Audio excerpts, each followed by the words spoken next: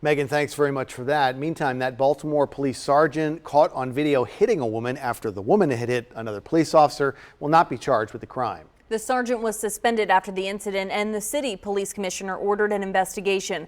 WMAR 2 News' Mark Roper is live in downtown Baltimore. Mark, what is the city state's attorney's office saying about this?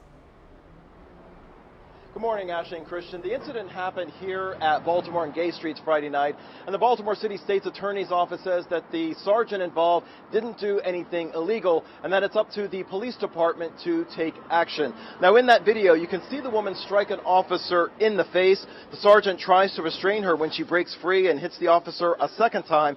It's at that point the sergeant strikes her face with a closed fist and she falls to the ground. The Baltimore State's Attorney's Office looked into this case and say officers were on duty doing traffic control when a vehicle entered the intersection against a red light and against the officer's hand. The review also states the vehicle accelerated towards the officer, passed him, made a U-turn, and then headed towards the officer again. The officer and sergeant drew their weapons and ordered the driver out of the car.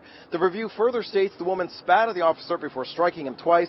A spokeswoman with the Baltimore City State's Attorney's Office released a statement which reads, quote, "We have completed a thorough review of this unfortunate incident, and while we strongly disagree with the action the officer took, it does not rise to the level of illegality. The officer had other options he could have pursued to de-escalate the situation rather than striking the woman with a closed fist, and we recommend the BPD review this officer's conduct in the immediate instance, consider his past record of conduct, and take appropriate internal action." Now, the review by the state's attorney's office states the decision to use force is justified under Maryland law, but that the BPD should also train officers to exercise restraint. We're live in downtown Baltimore. Mark Roper, WMAR 2 News.